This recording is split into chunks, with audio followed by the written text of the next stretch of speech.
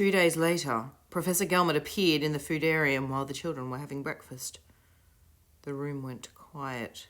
The professor had never come to the foodarium before. Everyone stopped eating and stared. The professor walked slowly to the other side of the room. Dr. Fogg and Hendrik Targ were with him. Professor Gelmet stood in front of the children, put his hands on his hips, and surveyed them with a serious gaze. "Leaders, I have a grave announcement," he said. "Carlson Marx has been expelled from the academy." There were gasps of astonishment. "Leaders, attention!" called out Dr. Fogg. "At 6:08 a.m., continued the professor, Carlson Marx was apprehended in the studiarium, attempting to exchange his own helmet with that of a fellow leader. At the time he was caught, there could be no doubt about his intentions. He had already placed his helmet in the storage cupboard of the other leader and was about to place the other leader's helmet in his own cupboard. On questioning, he admitted his culpability. Leaders, there was only one course open to me. The severity of the crime left me no choice. On the very first day that you arrived here, I told you that the penalty for tampering with the helmets was instant expulsion. Any leader who would commit such an act has sunk below the level that can be accepted in the Gelmet Academy. He cannot be tolerated. He is a disgrace to himself and to all of us. He is a stain on his own honour, on my honour, and on your honour as well. I know that you will agree. Carlson Marx has already been removed from the academy.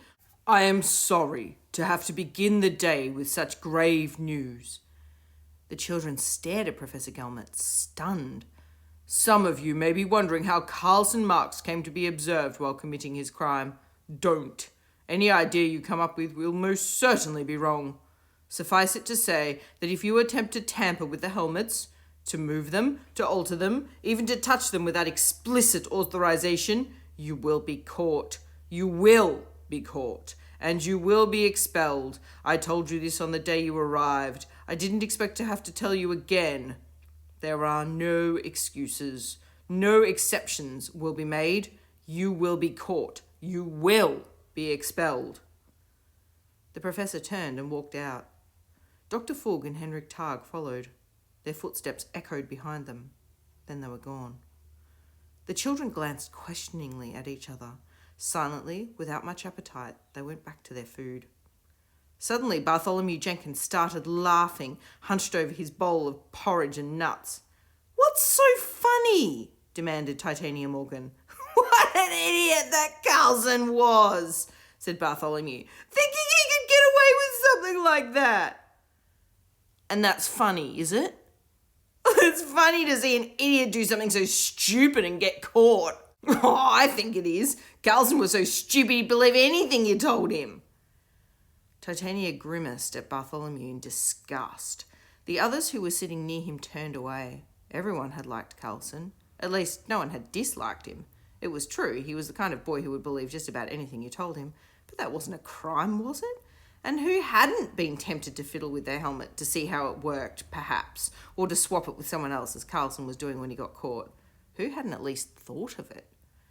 Will glanced guiltily at Stanley and Davina, thinking of his own act of tampering. When he disconnected the cable, Dr. Fogg hadn't realised what he'd done. He had been lucky. Carlson hadn't.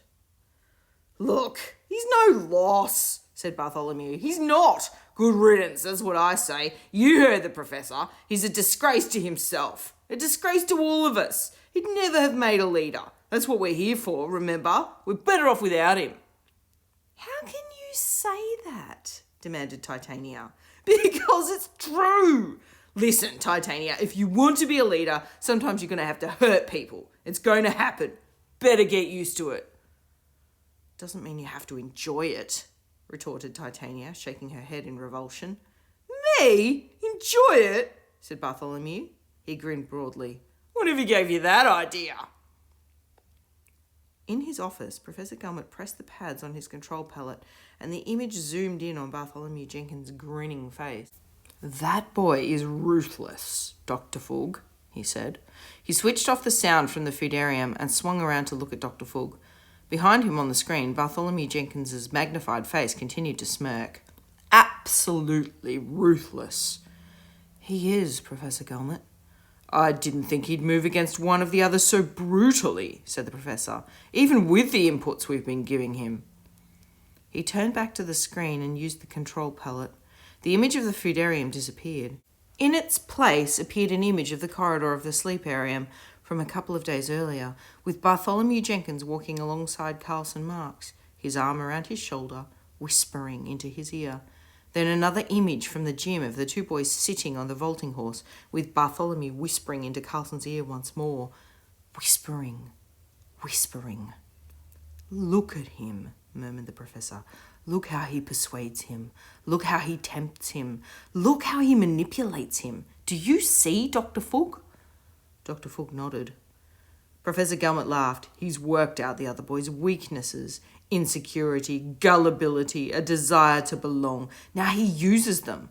And why? For no other reason than his own pleasure, to see the boy expelled. The boy was no threat to him. He does it for no reason but to use power.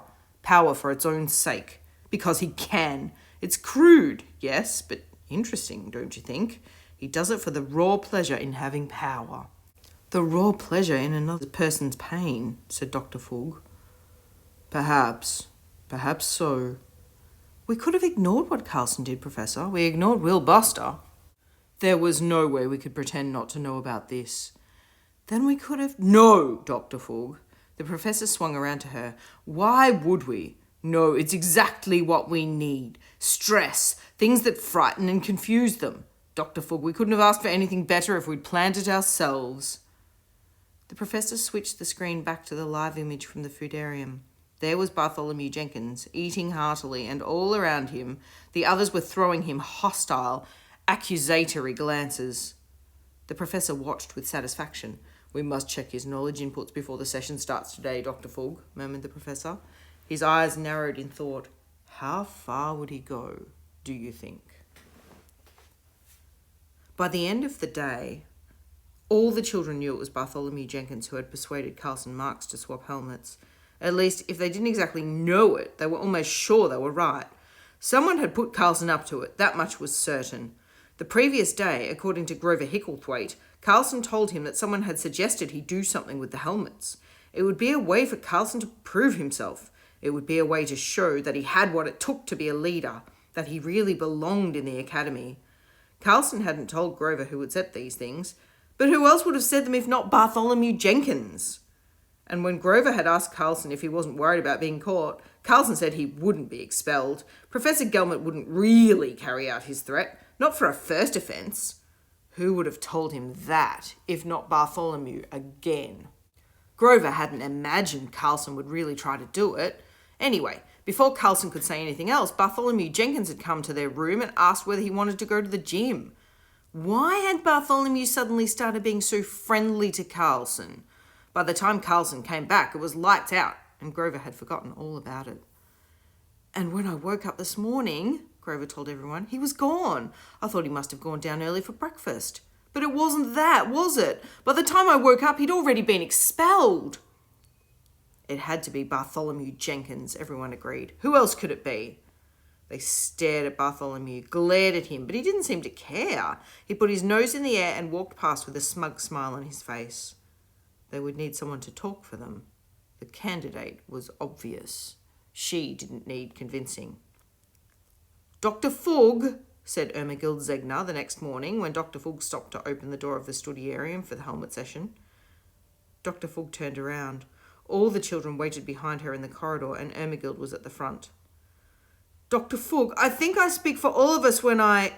Nearly all of us, muttered Titania Morgan, throwing a disdainful glance at Bartholomew Jenkins. I think I speak for nearly all of us, Dr. Fogg, continued Ermengild, when I say that we feel this whole thing with Carlson Marks has not been properly investigated. What does that mean, Ermengild? Asked Dr. Fogg. Well, we believe that someone put Carlson up to what he did. Put him up to it?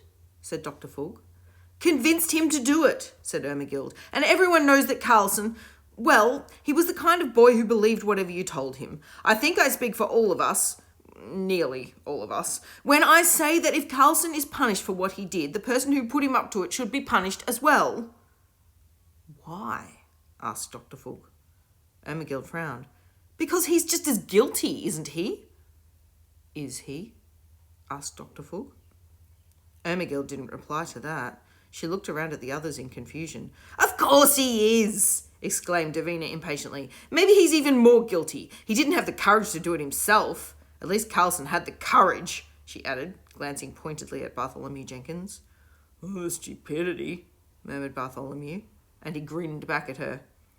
The children looked at Dr. Fug, waiting to see what she had to say. Dr. Fug hesitated, pressing a finger to her right ear. Well, Ermagil, she said. She took a finger out of her ear. This is a serious allegation. Who is this person who, you claim, put Carlson up to the job?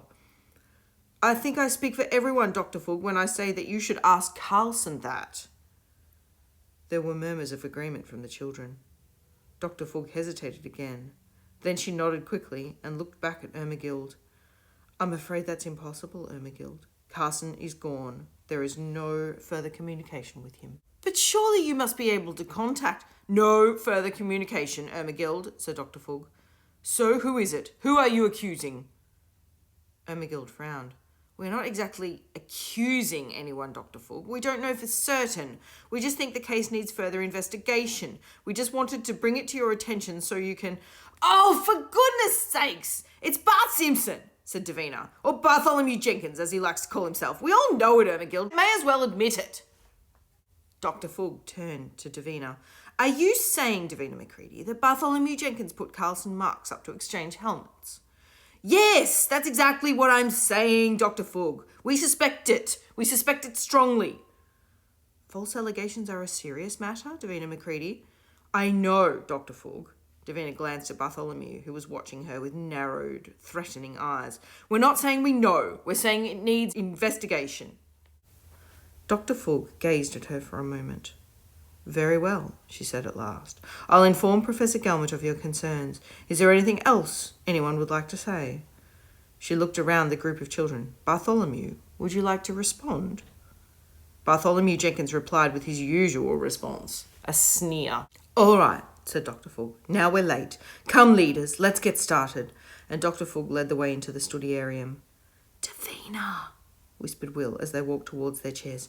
Are you sure it was wise to say all that? No.